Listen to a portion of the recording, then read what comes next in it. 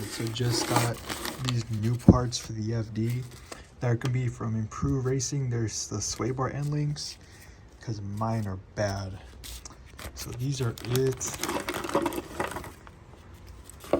So they're gonna be fully adjustable end links. Space out if they're starting to lean like this or like that. So this is gonna help it make it be nice and straight. I've always liked Improved Racing quality. Always got good stuff. They gave me some stickers. I already put them away, but I'm gonna give you good instructions. So useful, super good company, good product. I took out the old one and I matched it approximately. I think I need to lower it a little bit more. That's gonna be approximate, just so I have the same length as the OEM ones. And then we're gonna put these spacers on each side, like that. So on my car, I already have an aftermarket sway bar, just this with bushings. And then here is the sway bar. So since that's aftermarket, mine doesn't have the one with the stud. You have to use an actual bolt. Here is how the Endlink looks with it on the arm. So I put the bolt through, I put one of those washers, I put the Endlink, and then I put another one of the washers. And then for my car, there is a black bushing, OEM bushing that was on the arm. Luckily, I didn't have to take it off. Everything still fit with it on. So I slid the whole bolt through, the nut on the other side. I have it loose right now, but I'm about to tighten it down. And then I'm gonna focus on getting this lined up to this sway bar. So pretty much what I'm referencing is this step right here. These are the two washers that Improved Racing includes. Here is a bushing. See that where it says marked bushing? That's going to be on the actual arm, and it says pretty much if that bushing gets in the way and you can't get the whole bolt through, that the end link and the spacers don't fit with it, it tells you to get rid of the bushing, and it tells you steps on how to take the bushing out right here. See, bushing slides out. Luckily for my car, I was able to include the end link, both spacers, and with the bushing still in. So cool. So I'm gonna tighten this one down.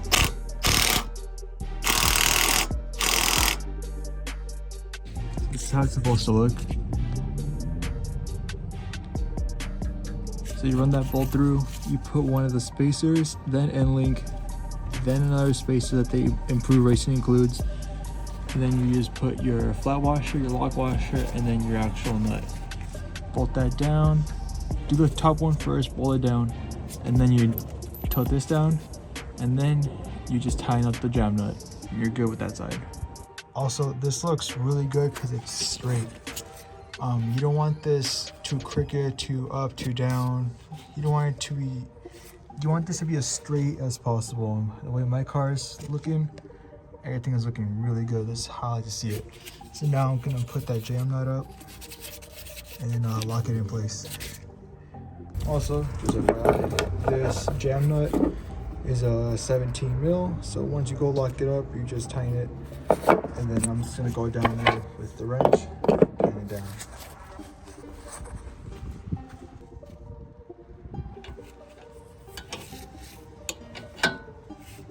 Also, when you shake these, you can feel them wobble inside. So you can feel this wobble. These are all shot. So I'm just gonna match it up to the old one again. Lower this.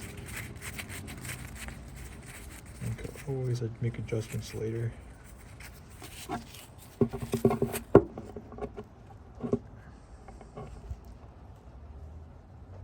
Seems pretty good. So I'm gonna keep. So the bushings are still in there. We're gonna see if this fits. So the bushings are still in there on the control arm. So I'm gonna start with the bolt. We're gonna put one of these spacers, and you gotta put it so the smaller end is facing the end link. You grab the end link, make sure you put it like this, the threads down, so you can adjust later. Okay, So I just put in the other spacer. That's how it's gonna look. Bolt, spacer, end link, spacer, and then you put the nut in the back, and you're good. So I have nut in the back. Now it's all loose, but it's on there. I noticed I made it too long, so I'm just gonna shorten it out now.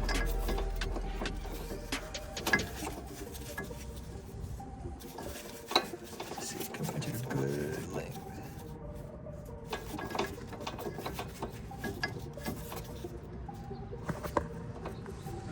Like that. I think that will